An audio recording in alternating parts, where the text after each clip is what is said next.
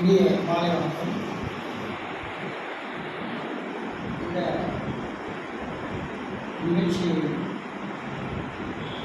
தொகுத்து வழங்கிக் கொண்டிருக்கின்ற அன்பு துணைமுறைகளுக்கும் வரவேற்பை வழங்கிய அன்பு நண்பன் அம்பேத்கர் அவர்களுக்கும் கவியரங்க நிகழ்ச்சிக்கு தலைமையேற்றி ஏற்று அற்புதமாக இந்த கவியரங்கத்தை வழிநடத்தி சென்ற அன்புக்குரிய இலட்சியர்களுக்கும் மற்றும் கவிபாடிய தாமோதரம், மருத்துவர் நடராஜன், வானவன், சுமதி, ஜலாதி ஆகிய மஞ்சப்பாண்டவர்களுக்கும் மற்றும் இங்கே தலைமையில் இருக்கின்ற அண்ணன் விமோசனர்களுக்கும் வான்மொழிக்கும் நூலாசிரியர் தமிழ்மாணவர்களுக்கும் இந்த மாலை நேர வணக்கம். முதல்ல நான் இறைக்கும் எல்லாருக்கும் வாழ்த்து. நம்ம வடசென்னைக்குள்ள ஒரு அற்புதமான அரங்கத்தை உருவாக்கி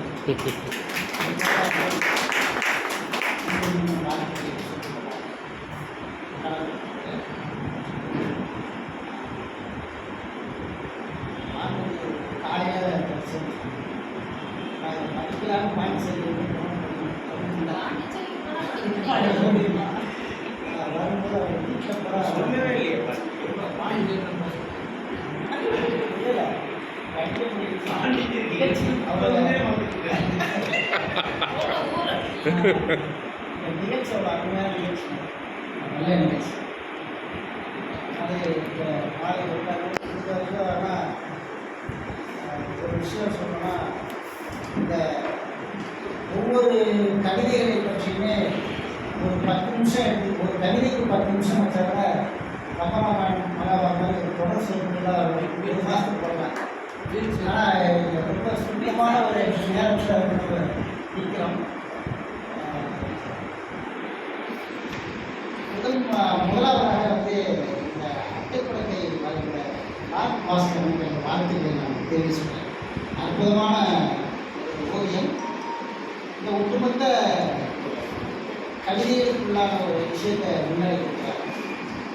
ஒரு நடனம், ஒரு தியானம், ஒரு மனிதன் அமர்ந்திருக்கிற நிலை, அதுக்குள்ள நாய்மை, இப்படி பல்வேறு உணர்வுகளை இந்த ஓவியம் சித்தரிக்கிறது.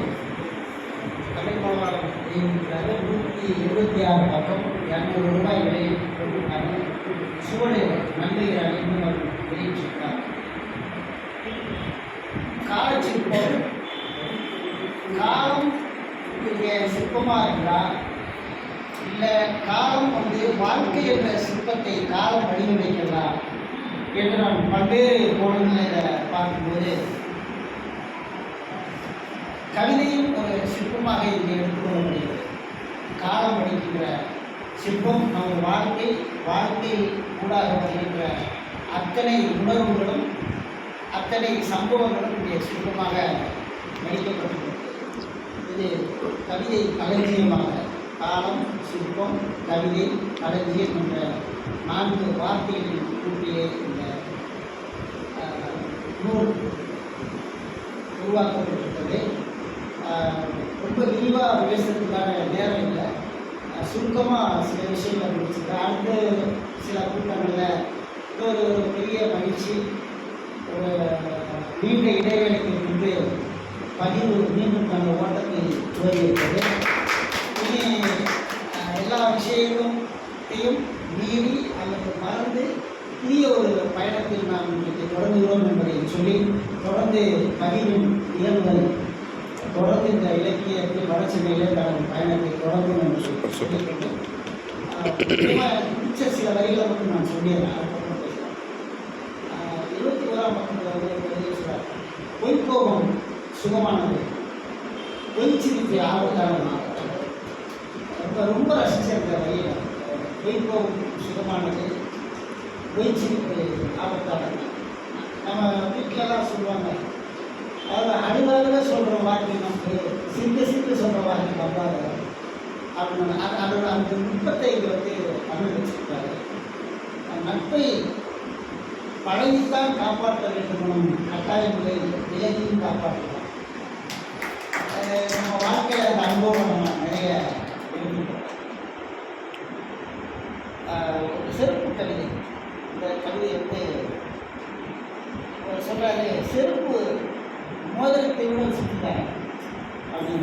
செருப்பை போட்டுட்டு கால் மேலே கால் ஆடிட்டு இருக்காங்க.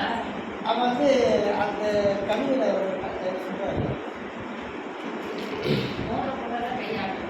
கால் மேல் கால் போட்டு அமர்ந்திருந்தேன், என் கால் மேல் கால் இந்திய ஒரு நையாண்டிக்கு என் கால் மேல் கால். புது செருப்பாக நண்பர் கேட்டார், புதுசாக மோதிரம் போட்டால் தான் விலை அசைத்து காட்டணும்னு கட்டாயம் இல்லை, புது செருப்பு போட்டால் காலையும் ஆட்டி காட்டலாம், செருப்பு மோதிரத்தை எவ்வளோ வச்சுருக்காங்க. சூப்பர் தான். அப்போ இன்னைக்கு வந்து செருப்புடைய புராணங்கள் வரலாறுகள் நமக்கு தெரியும். ராமனின் செருப்பை வைத்து பரதன் அயோத்தி ஆண்டான். பிள்ளைங்க காலில் செருப்பு இல்லைன்னா எம்ஜிஆர் காரணி திட்டம் கொண்டு வந்தார். இப்படி ஆனால் இன்றைக்கு வந்து பல சிம்மாசனங்களை செருப்புகள் தான் பிடிக்க ஆரம்பிச்சுட்டு, அதாவது நஞ்சு போன செருப்பு, குஞ்சு போன செருப்பு, இதெல்லாம் வந்து இன்றைக்கி ஆட்சியில் இருக்குது. இப்படியான ஒரு சூழ்நிலையும் வாங்கி எடுத்துக்கொள்ளலாம். ஏன்னா 10 மோதிரம் இருக்கிறவங்க வந்து 10 விரலில் மோதிரம் போட்டாலும் அதை ஆட்டிகிட்டே இருக்க முடியாது, அது வந்து அசிங்கம் வேணும். ஆனால் இந்த செருப்பு போட்டுட்டு ஆடுறதுக்கு வந்து 2 விஷயம் நான் பார்க்குறேன். ஒன்று, அவர்களுடைய தன்னம்பிக்கை சொல்கிறதா இருக்கலாம், கால் மேலே கால் போட்டு போடும்போது தன்னம்பிக்கை. ஆனால் அது ஒரு வார்த்தை, ஏன் கால் மேலே தான் போடுறேன். இந்த விஷயத்தில் வந்து ஒரு அற்புதமான ஒரு கவிதையாக நான் பார்க்கிறேன். கணினி மனிதர்களை விட நேர்மையானது என்ற ஒரு கவிதை. கணினிக்கு சுயமில்லை, சொன்னவற்றை மட்டுமே மதிப்பு குணம் கொண்டது.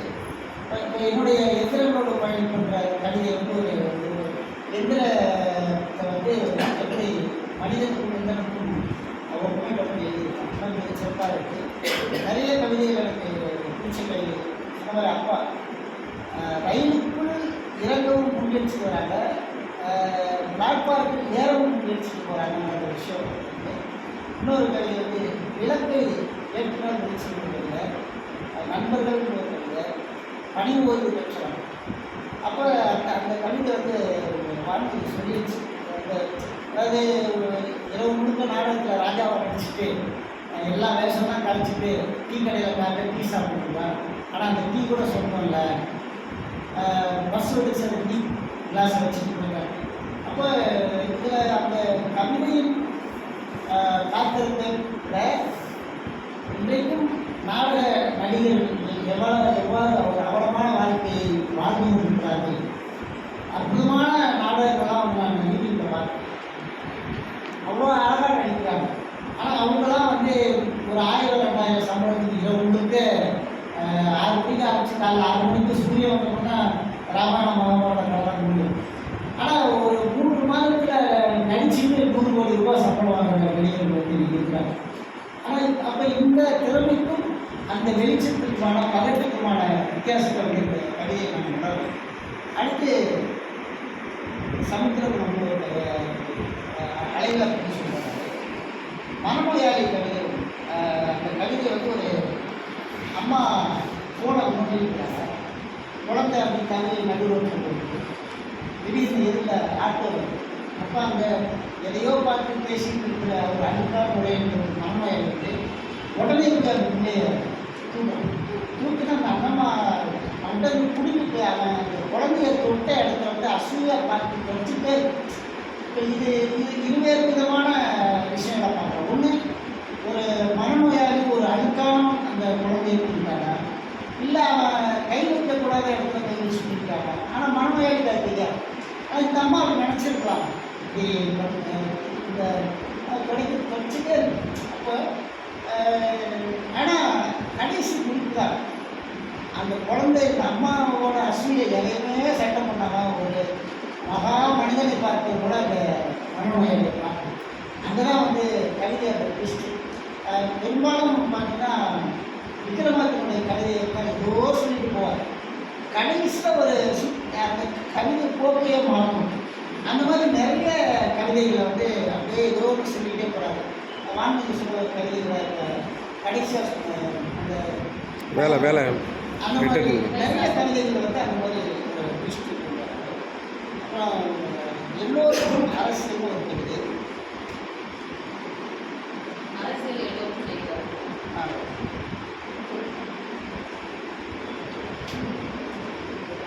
எல்லோரும் அரசியல் செய்கிறார்கள். நண்பர்கள் என அறியப்படுவோர் முக்கியமாய், எதிரிகள் நேர்நிலை. அதனால் என்ன வாழ்ந்தாக வேண்டும். எப்படி அரசியல் இருந்தாலும் நம்ம வாழ்ந்துதான் ஆகணும். வாழ்க்கைன்றது ஒரு அரசியல் தான். ஏன்னா எல்லாத்தையுமே அரசியல் தான் தீர்மானிக்குது. மனிதன் பிறக்கிறது இறப்பு வரைக்கும் அரசியல் தான் தீர்மானிக்குது. அதே மாதிரி நட்பும் இங்கே அரசியலாக தான் வருது அப்படின்றத சொல்லியிருக்காரு. எனக்கு ரொம்ப பிடிச்ச கவிதை அம்மா வாங்கிட்ட படம். தமிழுடைய அம்மா கோமலவல்லி.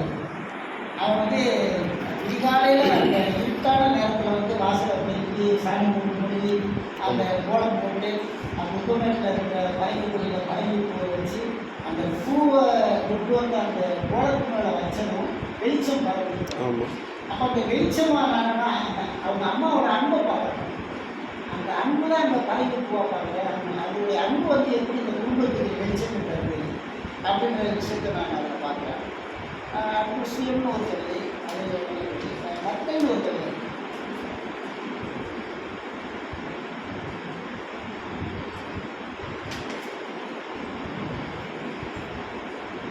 வெறிகொண்டோடும் இந்த நத்தையை பார்க்கையில் அச்சம் ஏற்படுகிறது. மெல்ல மெல்ல ஊர்ந்து செல்லும் திண்மையற்ற பொழுதில் திடீர் வேகத்தில் நீர்களின் 3ஆம் விதி எதுவென நத்தை கடந்து செல்லும் பாதையை உற்று நோக்குகிறேன். ஓரொழியின் சமீட்சை திரும்பும்போது நத்தை மானாய் பாய்மூடி மறைகிறது மணக்குகிறேன். இப்போ நத்தை இருக்கிறதே மெதுவாக போகிற ஒரு உயிரினம். ஆனால் மானை போல ஓடி இருக்கும்போது அப்போ மன ஓட்டத்தை சொல்கிறார். மன ஓட்டம் இதில் இந்த நியூட்டனின் 3ஆம் விதியை கொண்டு சொல்கிறார். நியூட்டனின் 3ஆம் விதியை எதிர்பார்க்கும்போது எந்த ஒரு வினைக்கும் எதிர்வினை உண்டு. திசைகளும் இரட்டையாக உள்ளன. அவை எதிரெதிர் திசை உள்ளன. இணையான அளவில் இருக்கின்றன, எதிரெதிர் திசைகள் உள்ளன அப்படின்றது. இப்போ நம்ம ஒருத்தரை முன்னுக்கு அழுத்தும் போது அதே வேகத்தில் அவர் நம்மளை அழுத்துறார். மல்லிகை போட்டிலாம் பார்க்கலாம். அப்போ இரண்டு விதமான விசைகள் மோதிக்கொண்டே செல்வதுதான் வாழ்க்கை. அந்த இரண்டு விதமான விஷயங்கள் மோதிக்கொண்டே செல்வதுதான் வாழ்க்கைன்னு சொல்கிறேன். ரொம்ப பிடிச்சா இருந்தது. அடுத்து கவிதை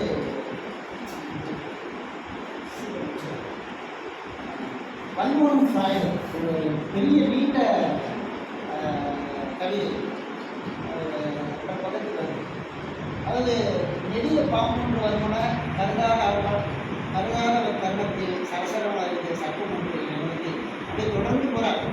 போயிட்டு ஃப்ராய்டு என்ன சொல்கிறாரு, வள்ளுவர் என்ன சொல்கிறாரு, கூடுதல் காரணத்தில் இருக்கோம் வள்ளுவர் நடந்து நீயாகி சிரிப்பதை இன்னொரு நிச்சயமாக இருக்கிறது. கவிதை நிறைவேறது செய்யும் தேர்தல்களை இருக்கிறது. மிக்க நன்றி வள்ளுவருக்கும் ஃப்ராய்டுக்கும் அலைமின் உணர்வுத்தான் அப்படின்றது ஒரு காமம் சார்ந்த ஒரு கவிதையாக அதை சொன்னாலும் நிறைய பல்வேறு விஷயங்கள் கவிதைகளை அழைக்கிறாரு. பாம்பு ஆதி நாகர்கள் வழங்கிய ஒரு கடவுளாக பார்க்குறது பாம்பு. ஆனால் அதே பாம்பு ஏதேன் தோட்டத்தில் ஆதாமுக்கு ஏவாளுக்கும் காலையை சொல்லி தந்த ஒரு ஆசானமாக இருக்கும். சாப்பிட்டால பாம்பு இருக்கிறதான் சொல்லி. இப்போ இந்த பாம்பு ஒரு மாயை சாப்பிடுச்சு. மாயை மோகம் காமம் எல்லாத்துக்கும் ஒரு பாம்பெல்லாம் நம்ம இது வடிவமாக. இப்போ பெண்களுக்கு பெரும்பாலும் இரவு பாம்பு கடவாக வரலாம். கடவாக வரும் பெரும்பாலான நான் என்னுடைய வழியாக நான் பார்க்குறேன். அப்போ இந்த பாம்பு யாருன்னா ஆதிசேஷன். ஒரு பக்கம் ஆதிசேஷன். இப்போ ஆதிசேஷன் யாருன்னா பெருமாளுடைய மெத்தை. பெருமாள் மாயைக்குரிய மாயோன் அதான் மாயோன்னு சண்டையில் அப்போ பெருமாளுக்கு ஆபரணமே இருக்காது. ஒரு செம்பு தான் பெருமாளுடைய ஆபரணம். ஆனால் இன்றைக்கி பெருமாளுக்கு வைடூரியம் கிலோ கணக்கில் போட்டு சாப்பிட்றாங்க. குண்டலம் இதெல்லாம் போட்டு. பட் ஆனால் பெருமாளுடைய உண்மையான அணிகலம் செம்பு மட்டும்தான். வேறு எந்த ஆபரணமும் அவருக்கு ஒத்து வராது, செட்டாகும். ஆனால் ஆனால் அவர் ஏதோ ராசிக்கார பெருமாளாக இருப்பாங்க. இப்படி ஆதாம் ஏவாளை காதலிக்க சொன்ன பாம்பு சாத்தான் பாம்பு தெரியுமா? கடவுள்கள் வந்து எல்லா கடவுள்களுமே வந்து மாயையில் சிக்கி இருக்கிறார்கள் என்று ஒரு கருத்து. சிவனுக்கு தலைமையிலே இருப்பான் கருத்து, அம்மனுக்கு தலைமையிலே இருக்கும். இப்படி விநாயகருக்கு வைக்க சுற்றி உணவு உணவு சார்ந்த மாயை, இது ஒவ்வொரு கடவுளுக்குமான மாயைகள். முருகருக்கு மட்டும்தான் காலில் போட்டு வீசிட்டார், மாயை காலில் போட்டு வீசிட்டார். அந்த முருகனை வணங்காதவர்கள் யாரும் சித்தி அடைய முடியாது. ஒரு இது ஞானத்திற்கான கடவுள் முருகர் தான். அப்போ முருகரை வணங்கியவர்கள் தான் ஜீவசமாதி அடைய முடியும் அப்படின்னு ஒரு இது. இப்போ இந்த பாம்பு மாயைன்னு இருக்கும்போது, அப்போ ஒரு வீட்டில் வந்து கணவன் வந்து முருகனை கும்பிடுவா இருப்பார். அவர் வந்து முருகனை கும்பிடுவார், பெரிய அறிவாளியாக இருக்கும். ஆனால் மனைவி வந்து மதிக்கணும், ஆனால் மதிக்க மாட்டாங்க. ஒன்று இல்லைன்னா அவங்க ஓவர் சக்தி எங்கேயாவது கிளம்பி போயிருப்பாங்க. அப்போ அந்த பாம்புக்கும் ஞானத்துக்கும் மாயைக்கும் ஞானத்துக்குமான போர் வந்து தொடர்ந்து நடந்துக்கிட்டே இருக்கு உலகத்தில். அப்போ இந்த பாம்பு வந்து இங்கே எப்படி வரும் மாயை? இந்த மாயையாக வரும்போது அப்போ ஃப்ராய்டு இங்கே வர.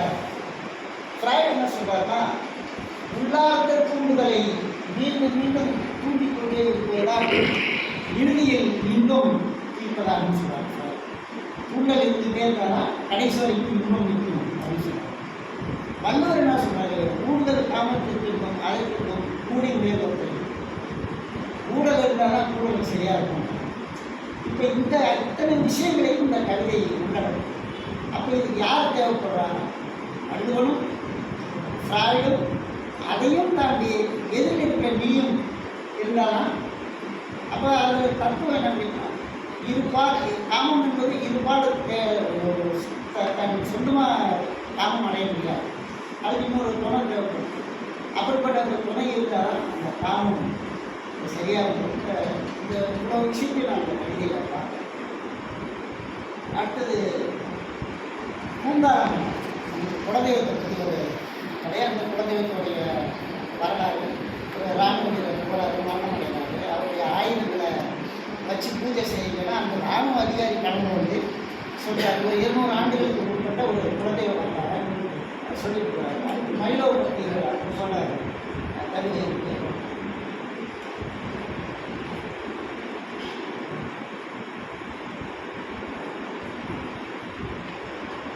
மயிலோ பற்றி சொல்கிறார். இதில் நான் ஒரு விஷயம் பார்க்குறேன். அதாவது மயிலோ அமைதியாக இருக்குது, பூனை வந்து அதை மீயான்னு சொல்லி அதை சீண்டிக்கிட்டே இருக்கு மயிலோ. அப்போ மயிலோ வந்து அமைதியாக இருக்குது. அந்த மயிலோ பூனைக்கு நல்ல தமிழ்நாடு இருக்கிறார். நான் என்ன பார்க்குறேன்னா, அந்த மயிலோவை தமிழ்நாடு பார்க்குறேன்.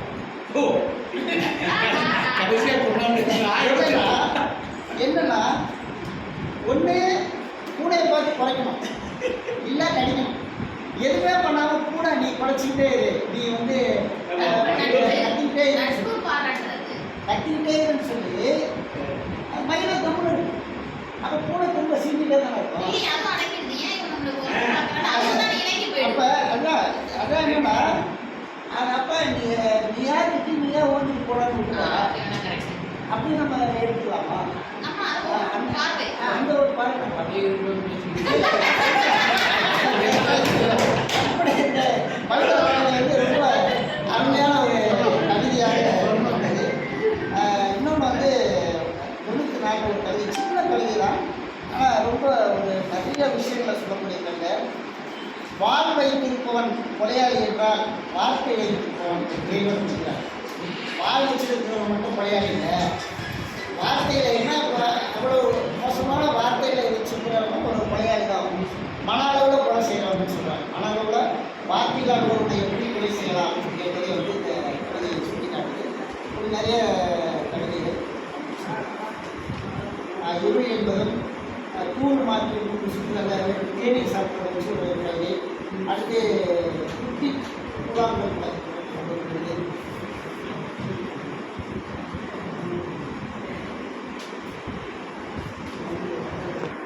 குட்டி கூழாங்கலின் மீதேயும் செல்ல விரும்பாமல் சுழித்து பயணித்து சிறுசிலான ஒரு சிற்றோடையின் மெல்லிசாய் ஈரம் மணக்கும் அன்பு எனது சக்கர வெடித்து வெளியில் நட்சத்திர பூசிகளை வண்ணமயமாய் பறக்கவிடும் வானவில் ஏற்படுது. அன்பு குறித்து ஒருபோதும் ஐயமில்லை எனக்கு. அதாவது அந்த கேரக்டர் சொல்கிறாரு, அவருடைய கேரக்டர் அந்த எதிராளியோட கேரக்டர் சொல்லி என்னுடைய அன்பு குறித்து எனக்கு வந்து ஐயமில்லை, ஆயினும் ஏதோ ஒரு அச்சம் இருக்கிறது என்றார். அப்போ அவருடைய நட்பு குறிப்பான ஒரு ஐயமா இல்லை காதல் குறிப்பான ஐயம், ஏதோ ஒரு ஐயம் இருந்துகிட்டே இருக்கிறது. இப்போ என்னன்னா இப்படியான சஞ்சலங்கள் நிறைய கவிதைகளுக்குள்ள சஞ்சலங்கள், ஊடாடுதல், மன ஊடாடுதல், அப்புறம் வந்து தயக்கம், இப்படியான பல விஷயங்களை வந்து நான் பார்க்குறேன். உண்மையாக அது தமிழோட குணமாக முடியாது, கவிதைகளை எனக்கு சொல்கிறத வச்சு நான் சொல்கிறேன். இப்படி நிறைய கவிதைகள் நல்லா இருக்கு. அடுத்ததாக ஐம்பூதம் கவிதை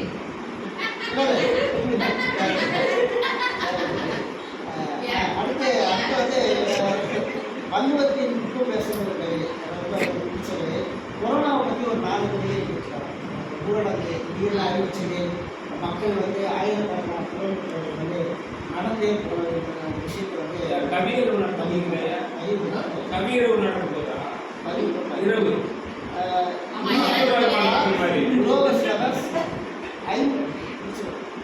ஐம்பூதங்கள் எண்ணிலம் ஒன்று தெரியுமா, அதுக்கு புறக்கணிக்கும் வழி வாழ்க்கை என்பதுக்கு நிறைய கவிதைகள் இருக்குது. ஒரே ஒரு கவிதை புகைப்பட கலைஞர்களுடைய கவிதை என்ன ரொம்ப பாதிச்சது. அந்த கவிதை நம்ம சாதாரணமாக சொல்லுவோம், ஃபோட்டோ எடுக்கும் போதே இட்லின்னு சொல்லுங்க, அதெல்லாம் சிரிக்கிற மாதிரி வரும். ஆமாம், அது வந்து சொல்லுவோம். ஆனால் அந்த கவிதை வந்து அவர் சொல்கிற விஷயம் வந்து ரொம்ப மனசளவை பாதிச்ச ஒரு கவிதையாக நான் பார்க்குறேன்.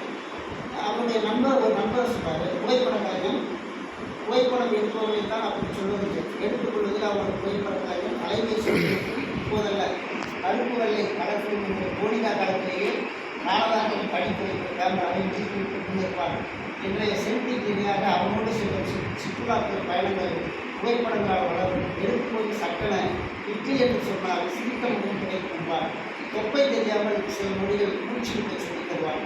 கேமராவை பார்த்து என் வேண்டுகோளை புறக்கணிக்கவாய் ஐயம் குறைந்து யதார்த்தமாக இருப்பதை அவனுக்கு நிகழ் அவனோடு புகைப்படம் எடுத்துக்கொள்வது சுகமான அனுபவம். இதுக்கப்புறம் வர குளிர் கண்ணாடி பேழையில் படித்திருக்கும் அவனுக்கு மரியாதை செய்வதை அலைபேசியில் படம் எடுக்கும் நண்பனை தடுப்பேன். புன்னகை உருவாக்க இட்லிகளை சொல்லாமல் தொப்பை மறைக்க நல்ல மூச்சு உள்ளிடக்கு இல்லாத அவனோடு படம் எடுக்க எனக்கு விரும்பி நினைக்கிறார். அந்த ஒரு நட்புடைய ஆழத்தை வந்து அவர் எழுதுகிறாரு. ஆனால் படிக்கும்போது ஒவ்வொருவருக்குமே யாராவது ஒரு புகைப்பட கலைஞர் வந்து நண்பர்கள் இருப்பாங்க. அப்போ அந்த ஒரு சூழல் வந்து சிக்கலாக இருக்கும். இமோஷனல் ஏதுச்சாங்க நம்ம சொல்லுவாங்க. அதான் எனக்கு வந்து முடிவெடுப்பதில் தயக்கமான ஒரு சூழல் என்னுடைய இந்த கவிதைகளில் எனக்கு தெரியுது. நிறைய இந்த திரும்ப இந்த விஷயங்கள் காலம், மாலை யாமம் வைகளை காலை நண்பர்கள் ஏற்பாடு சொல்லுவாங்க.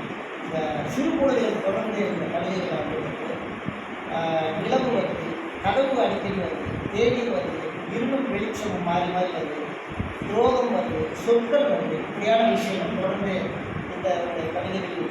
இந்த ஐம்பூதங்கள்ன்ற ஒரு கவிதையில் வந்து அவருடைய மிகச்சிறந்த ஒரு கவிதையை நான் சொல்லித்தாகணும். நீராளான உலகம் நிரூபித்துக் கொண்டிருந்தது டாஸ்மாக்னு அந்த இதை முடிச்சிருப்பாங்க. பல மேடைகள் நானே சொல்லியிருந்தேன் அந்த கவிதையை.